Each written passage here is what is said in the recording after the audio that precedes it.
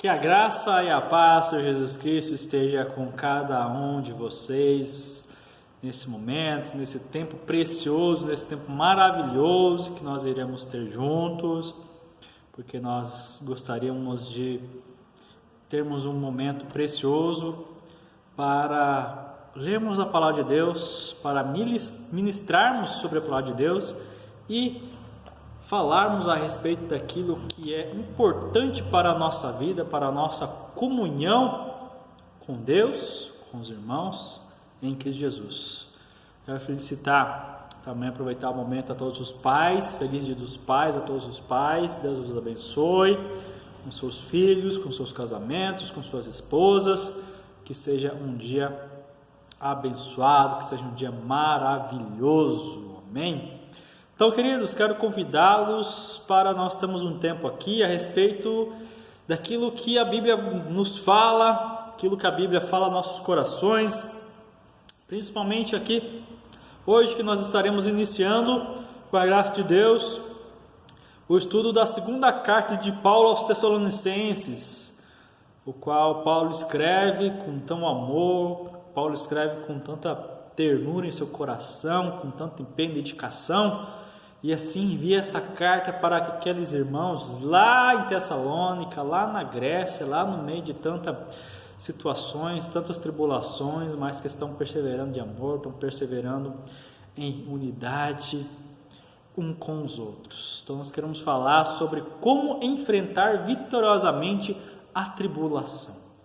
Como nós podemos enfrentar de forma vitoriosa aquilo que às vezes parece que quer nos destruir, aquilo que parece que às vezes vem para nos esmagar, vem para nos realmente querer nos extinguir da face da terra. Então quero te convidar para você pegar a sua Bíblia e abrir ela lá no livro de Tessalonicenses, 2 Tessalonicenses, capítulo 1. Nós vamos ler o capítulo 1 de 2 Tessalonicenses, são 12 versículos. Diz o seguinte: 2 Tessalonicenses, capítulo 2, versículo 1, dizendo o seguinte: Paulo, Silvano e Timóteo, a igreja dos Tessalonicenses em Deus nosso Pai e no Senhor Jesus Cristo, graça e paz a vós outros da parte de Deus Pai e do Senhor Jesus Cristo. Irmãos, cumpre-nos dar sempre graças a Deus no tocante a vós outros, como é justo, pois a vossa fé cresce sobremaneira, e o vosso mútuo amor de uns para com os outros vai aumentando, a tal ponto que nós mesmos nos gloriamos de vós nas igrejas de Deus, à vista da vossa constância e fé em todas as vossas perseguições, nas tribulações que suportais.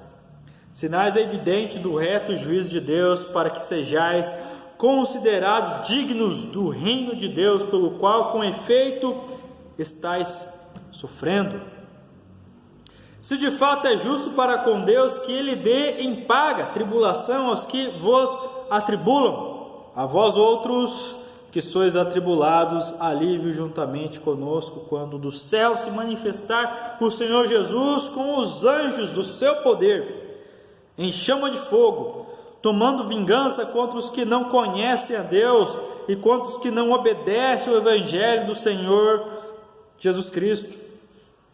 Estes sofrerão penalidades de eterna destruição, banidos da face do Senhor e da glória do seu poder, quando vier para ser glorificado nos seus santos e ser admirado em todos os que creem naquele dia, porquanto foi crido entre vós o nosso testemunho. Por isso também não cessamos de orar por vós, para que o nosso Deus vos torne dignos da sua vocação e cumpre com poder todo o propósito de bondade e obra de fé, a fim de que o nome do nosso Senhor Jesus seja glorificado em vós e vós nele, segundo a graça do nosso Deus e Senhor Jesus Cristo. Amém? Vamos orar. Senhor, nós queremos te dar graças e louvores por esse momento, por esse tempo tão precioso que iremos passar aqui presentes. Possamos juntos, Deus, buscarmos o Senhor em unidade, mesmo estando em lugares diferentes, em casas diferentes, até em cidades e estados diferentes, quem sabe até em outros países, mas que nós possamos buscar o Senhor unicamente com a mesma fé que transforma, que salva, que redime, que possamos juntos caminharmos de forma esperançosa para o grande dia que o Senhor vem. Que nós possamos, Pai, ser cheios do Teu Espírito Santo para termos essa expectativa. Que não venhamos a nos esmorecer. Que cada um de nós venha cada vez mais, cada dia mais se fortalecer no nome do Senhor Jesus Cristo. A Ele toda a honra, toda a glória e todo o domínio para todos os séculos. Assim que nós oramos. Amém. Amém. Bem, queridos, então vamos falar sobre como enfrentar vitoriosamente a tribulação. Como que nós podemos enfrentar uma tribulação que às vezes quer nos destruir, às vezes quer nos esmagar, às vezes quer realmente nos destroçar, quer nos fazer em pedacinho. Então, como nós vamos enfrentar de forma vitoriosamente essa tribulação? Então, aqui Paulo está trazendo, escreveu algo para a nossa vida, para o nosso coração, ao qual nós precisamos abrir os nossos olhos, não somente os nossos olhos carnais que temos aqui, mas os nossos olhos espirituais, ouvidos espirituais, para guardar no nosso coração aquilo que é verdadeiro, aquilo que é eficiente, aquilo que traz vida aos nossos corações.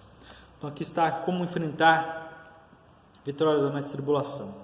Então Paulo aqui está já se pronunciando que é ele. Está escrevendo aos Tessalonicenses, fala Paulo, Silvano e Timóteo. Então são os mesmos que escrevem a primeira carta, estão escrevendo a segunda, receberam os relatos da primeira, agora estão escrevendo para relatar as obras que precisam ser reforçadas aos irmãos tessalonicenses para terem uma vida que abunde na graça e na glória de Deus Pai. Então quem eles escrevem? Mandam novamente para os tessalonicenses, mandam novamente para aquela igreja que está lá na Grécia, lá no meio de uma situação em que o paganismo e que a idolatria era muito grande, porque os moradores de lá ou eles adoravam a deusa Diana como uma forma idólatra, ou eles adoravam aos romanos, ao César. Então aqui estavam os tessalonicenses naquele meio. Então Paulo escreve, endereça juntamente com Silas e Timóteo para que essa carta seja lida aos tessalonicenses, seja ministrada aos tessalonicenses, para que eles se sintam que não estão sozinhos. E Paulo, logicamente, já descreve as bênçãos em Deus, nosso Pai, no Senhor Jesus Cristo, graça e paz a vós outros, da parte de Deus Pai e do Senhor Jesus Cristo. Então ele já vai escrevendo, já vai abençoando os irmãos, que a graça e a paz de Jesus Cristo esteja com vocês, esteja com eles, os leitores, para que eles não se sintam sozinhos, para que eles não se sintam abandonados, mas que eles continuem cada vez mais perseverantes. Então aqui nós vamos para os nossos primeiros pontos de ensinamento. Paulo então aqui logo já vai começar a falar sobre a gratidão que expressa em elogios, como Paulo é grato pelaquela igreja, como que Paulo está alegre por aqueles irmãos, e então ele escreve já alguns elogios. Então aqui nós podemos ver no versículo 3 e 4, que ele diz assim: irmãos, cumpre-nos dar sempre graças a Deus no tocante a vós outros, como é justo, pois a vossa fé cresce sobremaneira, e o vosso amor mútuo de uns para com os outros vai aumentando. Fé cresce, o amor aumenta, a tal ponto que nós mesmos nos gloriamos de vós nas igrejas de Deus, à vista da vossa constância e fé, em todas as vossas perseguições e nas tribulações que suportais. Então aqui Paulo está muito animado, está transbordante de gratidão, porque Paulo ele agradece aqueles irmãos, porque eles estão crescendo de fé, estão crescendo de amor. Então ele agradece a Deus no sentido de agradecimento vertical, um agradecimento a Deus. Obrigado, Deus, para aqueles irmãos que estão realmente cumprindo aquilo que eu escrevi a eles na primeira carta. Então eles têm obedecido, eles têm crescido em fé. Então ele agradece a Deus. Obrigado, Deus, por aqueles irmãos que têm se esforçado e perseverado na fé, assim como ele também dá esse testemunho às outras igrejas, como descreve o versículo 4, a tal ponto que nós mesmos nos gloriamos de vós nas igrejas de Deus. Então Paulo também elogia eles nas outras igrejas, como ele está lá em Corinto, preso, com certeza ele agradece, dá o testemunho da igreja de Tessalonicenses lá para os irmãos em Corinto, assim como nas outras cartas, nas outras igrejas, como ele tem ficado alegre, como ele tem ficado transbordante de alegria e de elogios para essa igreja, para com aqueles irmãos, porque ele agradece sobremaneira de 3 pontos, o qual uma fé que cresce esplendidamente. Então Paulo começa a agradecer pela fé deles, a fé que vem crescendo, pois a vossa fé cresce sobremaneira, e para uma fé crescer, ela precisa ser usada, ela precisa ser testada, ela precisa ser colocada em prática, porque uma fé que não é testada não pode ser forte. Precisamos usar a nossa fé para podermos crescer na fé. E às vezes a nossa vida inteira, se nós não usarmos a fé, nós não iremos crescer em fé. Então precisamos nos fortalecer em fé. Assim como nós precisamos fazer exercício físico para fortalecer o nosso corpo, assim como nós precisamos ler e estudar para exercitar a nossa mente, nós precisamos também exercitar a fé. E a fé, ela vem exatamente no momento da tribulação, porque é o momento que nós precisamos ter fé para vencermos aquele momento, para nos dedicarmos mais na obra cristã, na obra de Deus. Também Paulo também fala a respeito de um amor mútuo que está em pleno crescimento, está aumentando de forma louvável, porque o amor que faz com que nós sejamos conhecidos, porque se nós não tivermos amor, nada nós seremos. Paulo já escreve isso lá em Coríntios. Se nós não tivermos amor, nós podemos fazer um monte de coisa, podemos falar até na língua dos anjos, mas não, se nós não tivermos amor, de nada seremos, de nada nos aproverá termos e fazermos tantas coisas, mas se nós não fazermos com amor. Então Paulo ele elogia esse amor mútuo que vem crescendo, e que as pessoas estão se amando, e que as pessoas estão sendo compassivas um com as outras, estão se ajudando, estão se colaborando um com os outros, estão fortalecendo os fracos, estão levantando os caídos, estão animando os desanimados. Então isso é o que faz de nós sermos conhecidos. Às vezes é fácil sermos conhecidos quando nós estamos na igreja, o qual o irmão que está do meu lado até me conhece, às vezes até não me conheça, mas é aquele que está lá fora, aquele que nunca pisou dentro de um templo, que nunca frequentou, nunca prestou culto a Deus. Como que ele irá me conhecer? Pelo meu testemunho. Então eu preciso ser amoroso com ele, precisamos partilhar de amor, precisamos fazer diferença em um mundo que às vezes caminha para um lado que cada vez pensando mais em si, menos nos outros. Nós precisamos pensar na justiça de Deus, que ela virá, e então assim levará aqueles que estarão com ele, e colocará em juízo aqueles que não estarão com eles, aquele que não estará com Cristo. Então Paulo também elogia a paciência triunfante no sofrimento que os irmãos estão passando, porque eles estão sofrendo. O final do versículo 4 fala assim: em todas as vossas perseguições e nas tribulações que suportais. A tribulação é uma coisa que infelizmente não irá nos deixar, ou até mesmo, que bom que não nos deixe, porque é na tribulação que nós somos forjados, na tribulação que o crente aumente sua fé, é na tribulação que nós realmente vamos dizer se cremos ou não cremos em Cristo, se acreditamos ou não acreditamos em Cristo, e se aceitaremos a decisão de Cristo ou não. É na tribulação que entendemos que Deus é soberano sobre tudo, e nós devemos ficar embaixo e simplesmente adorar a Deus, porque Deus nos encoraja para encorajar os outros. É isso que nós devemos fazer, porque se nós passamos por uma tribulação, às vezes outro irmão passou por algo semelhante, e nós devemos encorajá-lo, devemos assim animá-lo, assim como Deus falou até com Josué: ser forte, ser corajoso, não te mandei eu, vai, eu estou com você. Nós precisamos ser assim também. Estamos juntos, estamos unidos em oração, na busca de engrandecer e enaltecer sempre o nome de Deus, porque às vezes é fácil quando nós temos algum dom, algum talento, e pegamos a glória toda para nós, mas se Deus não nos tivesse dado, o que seria de nós? O que seria de mim? O que seria de você se Deus nos tivesse nos dado o dom que nós temos, os talentos que nós temos? Nós não seríamos nada. Então nós precisamos sempre dar honra, a quem deve ser dada honra? A Deus. Deus nos deu e Deus também pode tirar, assim como Jó também citou: Deus me deu, Deus tirou, bendito seja o nome do Senhor. Bendito seja o nome do Senhor em todo o tempo. Então esse é tempo também de bendizer o nome de Deus, porque a tribulação é um cálice que o povo de Deus precisa beber até o último dia. Quando nós lemos o versículo 5, fala assim: sinais ou sinal evidente do reto juízo de Deus, para que sejais considerados dignos do reino de Deus, pelo qual com efeito estáis sofrendo. Se de fato é justo para com Deus que Ele dê em paga tribulação aos que vos atribulam.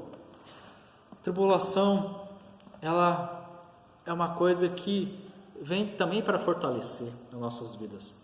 Imagina a situação, uma vez, o próprio Jesus diz aos seus discípulos para eles entrarem num barquinho e passarem o mar de Tiberíade, o lago de Genezaré, que é o mesmo, e irem para o outro lado. Então eles entram nesse barco, eles vão indo, e de repente se levanta uma grande tempestade, e eles estão apenas com um barco. Mas que interessante, Jesus mandou eles, e eles mesmos seguindo a ordem de Jesus, enfrentam uma tribulação tão grande no meio daquele lago, daquele mar, o qual o próprio Deus os mandou. Então assim, às vezes Deus nos manda para nos fortalecer. E diz a Bíblia ainda que Jesus veio andando sobre as águas. Então Pedro disse assim: se és tu, Senhor, faça com que eu vá até você por sobre as águas. Então Jesus fala assim: venha, e ele vai. Mas quando ele começa a reparar na força do vento, ele começa a afundar. Então ele pede ajuda, e Jesus já o segura e repreende: homem de pequena fé. Olha só, a tribulação vem para aumentar a nossa fé. Então nós precisamos crer que Deus está no controle, mesmo que nós estivéssemos ou que nós estejamos no meio de uma grande tempestade. Deus está no controle. Então a tribulação vem para fortalecer a nossa fé, mas precisamos ter cuidado, porque às vezes o inimigo usa a tribulação como uma tentação e vê como nós estamos fracos e quer realmente nos tentar. E quando nós somos tentados, realmente ele quer nos tentar para nos destruir. Mas em Cristo a tribulação vem para nos fortalecer. Amém? Vamos para o nosso segundo ponto. A segunda vinda de Cristo, a vitória triunfante de Cristo e da sua igreja. Olha só que maravilha, quando Cristo vier vai ser uma obra magnífica. Nós lemos já o versículo 5 e 6, vamos ler o versículo 7. E a vós outros que sois atribulados, alívio juntamente conosco, quando do céu se manifestar o Senhor Jesus com os anjos do seu poder, em chama de fogo, quando tomando vingança contra os que não conhecem a Deus e contra os que não obedecem ao Evangelho do nosso Senhor Jesus. Estes sofrerão penalidade de eterna destruição, banidos da face do Senhor e da glória do seu poder, quando vier para ser glorificado dos seus santos e ser admirado em todos os que creram naquele dia, porquanto foi crido entre vós o nosso testemunho. Segundo a vinda de Cristo, a vitória triunfante de Cristo na sua igreja. Olha só que maravilha isso, porque a segunda vinda de Cristo será uma vinda pessoal. Jesus virá pessoalmente e visivelmente, assim como descreveu o versículo 7, quando fala assim: quando dos céus se manifestar o Senhor Jesus com os anjos do seu poder. É uma situação que vai ser visível, ninguém vai poder dizer que não viu, porque acontecerá e todo olho verá, assim como nós podemos ver aqui em Apocalipse. Vamos folhear um pouquinho a nossa Bíblia para o final. Apocalipse capítulo 7, Apocalipse capítulo 1, versículo 7. Apocalipse 1,7 fala assim: eis que vem com as nuvens, e todo olho o verá, até quantos o ultrapassaram, e todas as tribos da terra se levantarão sobre ele, certamente. Amém. Então todo olho verá quando Jesus voltará. Todos irão ver. porque a segunda vinda de Cristo revelará a sua abundante autoridade. Então Jesus, quando ele retornar, não vai voltar, não vai vir como ele veio no início. No início, Jesus veio como o Salvador, ele veio como o advogado, ele veio para salvar, ele veio para carregar o peso do nosso pecado na cruz. Mas agora ele vai vir como juiz, ele vai vir com todo o seu poder, ele vai vir com toda a sua autoridade, porque agora ele é o juiz e vai julgar o povo, vai julgar a terra, vai julgar a todos, vai julgar a sua igreja e vai levar os seus com ele. E aqueles que não estiverem seguindo o Evangelho, que não estiverem obedecendo a palavra de Deus, serão condenados. Sofrerão e não serão destruídos. Passarão, sim, por sofrimento. O crente passa por tribulação. Os que não creem, quando Jesus voltará, passará por sofrimento, de forma que eles desejarão até morrer. Mas, assim como diz Apocalipse, a morte fugirá deles. Porque a segunda vinda de Cristo será acompanhada de uma comitiva poderosa. Olha só, versículo 7 fala assim: o Senhor Jesus com os anjos do seu poder. Então todos os anjos virão com todo o poder que eles têm. Assim como vimos, tem relatos aqui de que anjo, assim como lá em Moisés, como o anjo da morte passou e foi levando todos os primogênitos das casas, a qual o umbral da porta não estava marcado com o sangue do cordeiro. Olha o poder de um anjo. Agora imagine quando Jesus voltar com os anjos do seu poder. Olha só, que grande comitiva os acompanhará, que grande comitiva virá com Jesus. Então nós precisamos estar preparados e precisamos estar do lado de Jesus, porque agora ele virá para julgar o seu povo, virá para separar o joio do trigo, virá para a colheita, virá para colher o trigo, que são os crentes, e virá para jogar ao fogo da destruição o joio, que aqueles que não crerão no seu nome. Então Jesus virá e fará tudo isso acontecer, porque a segunda vinda de Cristo será marcada por um esplendor aterrorizante. Será uma marca muito grande, porque em chama de fogo, tomando vingança contra os que não conhecem a Deus e contra os que não obedecem o Evangelho do Senhor Jesus. Olha só, então Jesus virá num esplendor marcado com uma chama, vai vir e vai consumir com fogo aqueles que não estarão obedecendo o Evangelho, aqueles que não estarão do lado dele, aqueles que não estarão crendo no seu nome. Então olha só, para aqueles que estão firmados, que estão arraizados, que estão realmente esperando voltar a Cristo, será um momento glorioso. Mas para aqueles que será pego de surpresa, que ouviram falar, mas não quiseram crer, esses passarão pelo fogo, pela chama do fogo, e serão consumidos e serão destruídos, porque tiveram a oportunidade, tiveram o momento, tiveram até tempo, mas não quiseram. Olha só, então essa será a volta vitoriosa, triunfante de Cristo e da sua igreja. Vamos para o próximo, o juízo. Vamos à segunda vinda, o juízo. O juízo, o tempo da recompensa e da retribuição. Recompensa e retribuição. Olha só, isso vai ser o que vai acontecer. No dia do juízo, a justiça divina se manifestará com a sua recompensa. Vamos ler alguns versículos meio salteados. Vamos ler o versículo 5.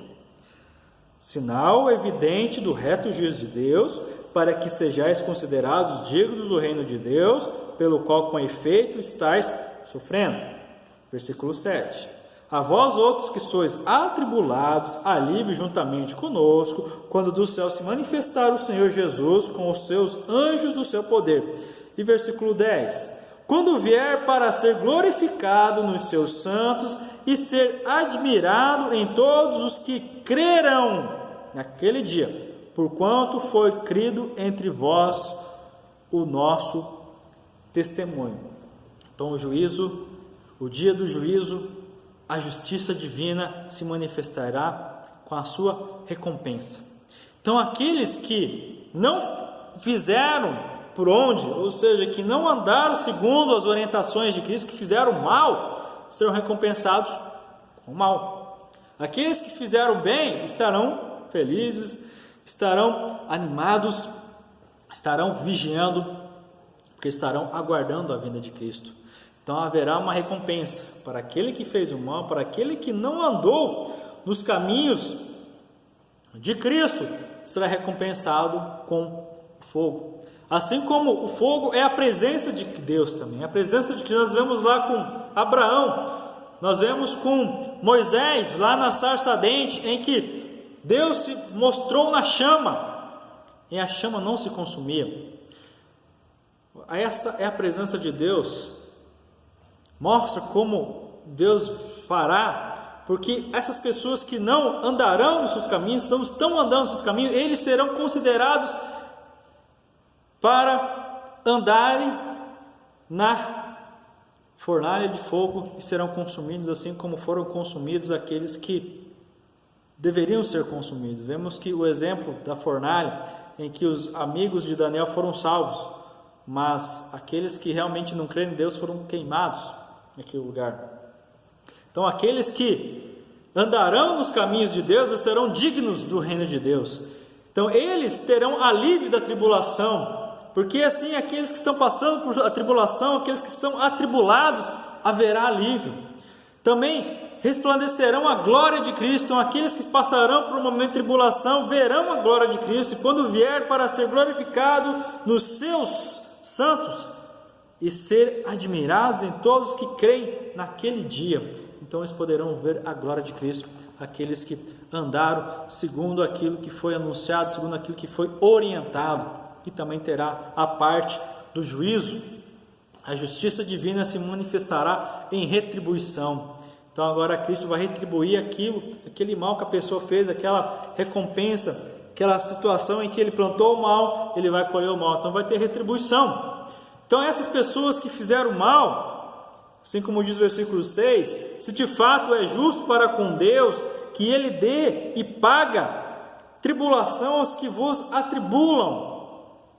Assim como o versículo 8, em chama de fogo, tomado vingança contra os que não conhecem a Deus e contra os que não obedecem ao Evangelho do nosso Senhor Jesus. Então essas pessoas terão a retribuição daquilo que fizeram aos outros. Eles sofrerão uma tribulação sem alívio.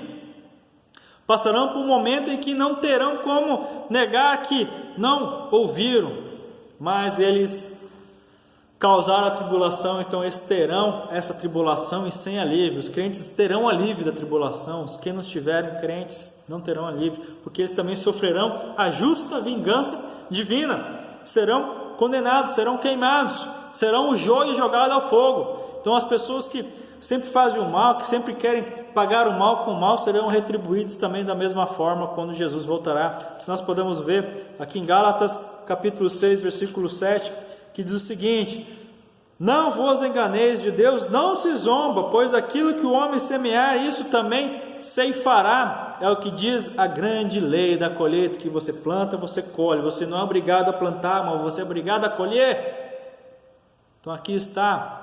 Exemplo, Faraó no tempo de Moisés, quando Moisés nasceu, qual que era a lei, qual que era o decreto lá? Era para que todos os meninos fossem jogados no rio Nilo, fossem mortos. O que aconteceu? O próprio Faraó foi morto afogado quando perseguia os israelitas. Vocês ouviram falar já da história de Amã? Ele construiu uma forca para enforcar um judeu, Mordecai, e acabou que o próprio Amã foi enforcado na sua própria forca. Eu citei o exemplo antes dos amigos de Daniel, mas nós vemos também o próprio exemplo de Daniel, o qual os conselheiros do rei Dário deram um decreto para que fosse somente adorado e orado apenas ao Dário. Então Daniel ele sempre orou a Deus e fez com que Daniel fosse para a cova dos leões, e os leões não fizeram nada com Daniel.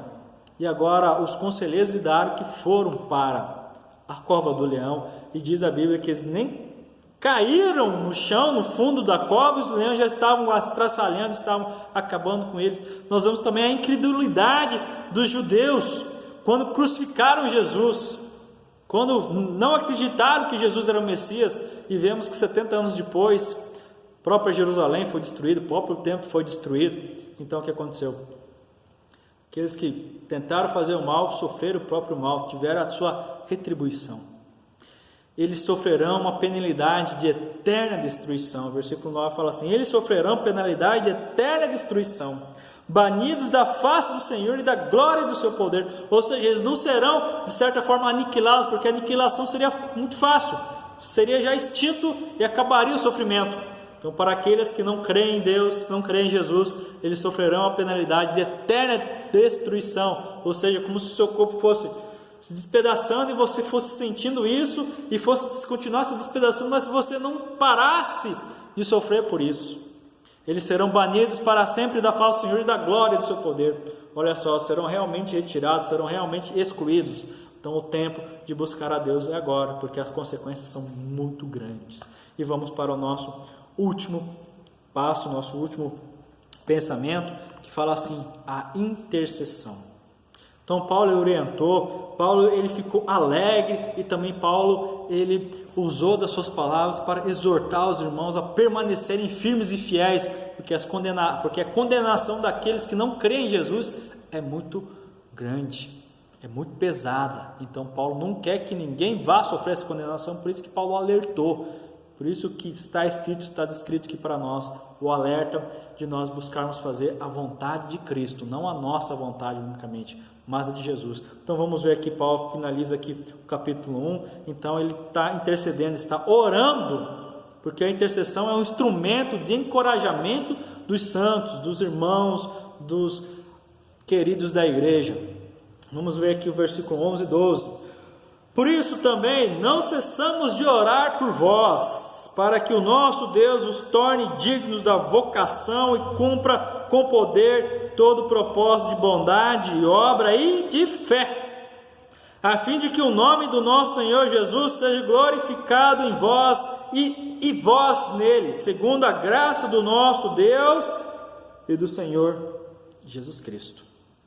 Paulo então ele ora pela dignidade dos crentes, para os irmãos, para os evangélicos cristãos, para que sempre busquem ser dignos de estar na presença de Deus, dignos de buscarem a Deus, assim como torna a ler o versículo 11, que diz assim: por isso também não cessamos de orar por vós. Então Paulo está orando para que os crentes sempre tenham dignidade naquilo que falam, dignidade naquilo que buscam. Então Paulo fala assim: para que o nosso Deus vos torne dignos da vocação e cumpra com poder todo o propósito de bondade e obra e de fé. Olha só, nós temos grandes atividades para realizar em nome de Jesus. Vocação. Quantos são chamados? Cumpra com propósito. Nós temos propósitos, precisamos honrar esses propósitos. Bondade, obra, fé. Então são coisas que devem abundar o coração de nós todos, e precisamos nos esforçar para cumprir a todos eles, porque para que nós nos tornemos dignos da vocação, cumpra com poder todo o propósito. O poder do Espírito Santo dá para nós, para cumprir com todo esse propósito. E assim, com bondade e obra de fé. Porque se nós fizermos qualquer obra sem fé, é considerado, igual o Tiago fala, fazer obra sem fé é morta. Precisamos fazer a obra, mas com fé. Porque nós cremos em Deus, então fazemos a obra com fé. E assim também Paulo, ele ora pelo testemunho dos crentes, para que nós sejamos boas testemunhas, possamos ser exemplos para os demais. Paulo diz assim no versículo 12: a fim de que o nome do nosso Senhor Jesus seja glorificado em vós, e vós nele, segundo a graça do nosso Deus e do Senhor Jesus Cristo. Então, para nós sermos testemunhas, para que glorificação de Cristo em nós seja glorificação de nós em Cristo, para que sejamos sempre testemunhos segundo a graça do nosso Senhor e Salvador Jesus Cristo. Então olha só a intercessão de Paulo, a oração que Paulo faz aos crentes, a oração que Paulo faz para essa igreja de Tessalonicense, a oração que Paulo usa para fortalecer esses irmãos. E assim também que te fortaleça, porque nós estamos cobertos com a graça de Deus. E isso superabunda em nossos corações, precisamos reconhecer isso. Sem Deus nós não somos nada. Então, para nós encerrarmos, para nós concluirmos esse momento, queremos concluir com as seguintes palavras. Porque aqui estamos diante de uma verdade de nos tirar o fôlego. A verdade de que a nossa glória é Cristo e que a glória de Cristo somos nós. A glória de Cristo está naqueles que por Ele aprenderam a sofrer, a conquistar e brilhar, meus queridos, brilhar como a luz nas trevas e irradiar bondade e amor.